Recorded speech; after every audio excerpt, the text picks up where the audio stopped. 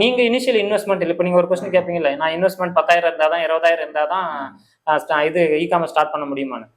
10,000 20,000 வச்சிருக்கிறீங்க, ஷாப் வச்சுட்டு ஸ்டாக்கை வச்சு சேல் பண்ணுவாங்க.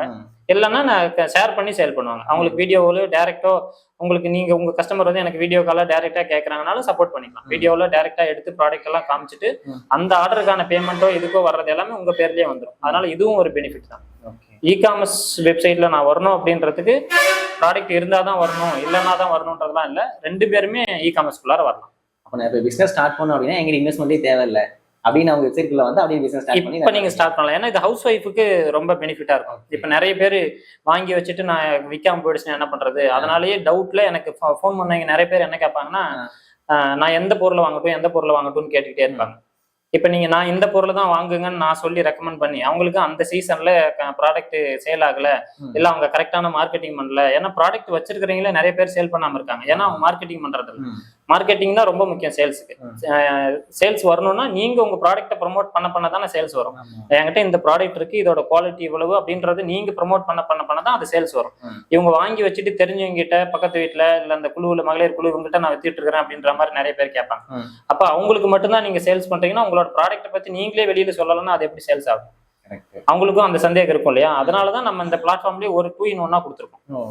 அப்போ நம்ம இந்த பிளாட்ஃபார்ம் யூஸ் பண்ணும் போது இது ஷாப் ஓனர்ஸ் மட்டும் இல்லை, ஷாப் ஓனர்ஸ்க்கு என்னன்னா அவங்களோட பிசினஸ் எண்ட் டு எண்ட் அதுலேயே வந்துருது. லைக் ஸ்டாக் மேனேஜ் பண்றதுல இருந்து அவங்க ப்ராடக்ட் ஆனல் வைக்கிறது அது மாதிரி வந்துருது.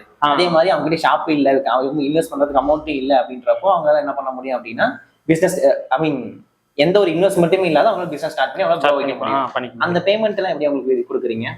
இல்ல அந்த பேமெண்ட் வந்து இப்ப நம்மளோட இதுலதான் வருது. இப்ப அவங்க உள்ள வரணும்னா ஜிஎஸ்டி வேணுமான்னு கேட்பாங்க. இப்ப ஜிஎஸ்டி இருந்தாதான் என்னால பண்ண முடியுமா, நான் உங்களுக்கு ரீசேல் பண்ணும்போது ஜிஎஸ்டி வேணுமான்னு கேட்பாங்க. இப்ப என்னன்னா, இப்ப நீங்க ஒருத்தர்கிட்ட நீங்க சேல் பண்ணும்போது, நான் ஒருத்தர்கிட்ட பர்ச்சேஸ் பண்றேன்னு வச்சுக்கோங்களேன். இப்ப நான் உங்ககிட்ட நான் சேல் பண்ணும்போது எங்ககிட்ட ஜிஎஸ்டி இல்லை அப்படின்னா எங்களோட ஜிஎஸ்டில நாங்க பில் பண்ணி கொடுத்துருவோம். நீங்க உங்ககிட்ட வந்து வாங்கி எங்களோட ஜிஎஸ்டி நம்பர்ல பில்லிங் போட்டு நாம சேல் பண்ணிடுவோம். இல்ல உங்களுக்கு ஓன் ஜிஎஸ்டி இருக்குன்ற பட்சத்துல உங்களோட பில்லிங் நேம்லயே டைரக்டா நீங்க சேல் பண்ணிக்கலாம்.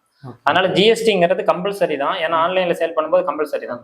நீங்க என்ன பண்ணுவீங்கன்னா, உங்களோட ப்ராடக்ட் நீங்க என்னோட பிளாட்ஃபார்ம்ல சேல் பண்ண போறீங்க அப்படின்னா நான் உங்ககிட்ட இருந்து பர்ச்சேஸ் பண்ணிட்டு அதை வந்து நான் பிளாட்ஃபார்ம்ல சேல் பண்ற மாதிரி என்னோட ஜிஎஸ்டில எடுத்துக்கேன். அதனால உங்களுக்கு ஜிஎஸ்டி இருக்கணும் இல்லைன்ற பயமே தேவையில்லை.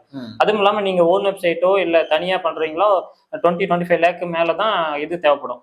டர்ன் ஓவருக்கு மேலதான் 20 crore மேலதான் உங்களுக்கு இந்த இது தேவைப்படும். ஜிஎஸ்டி கம்பல்சரி தேவைப்படும்.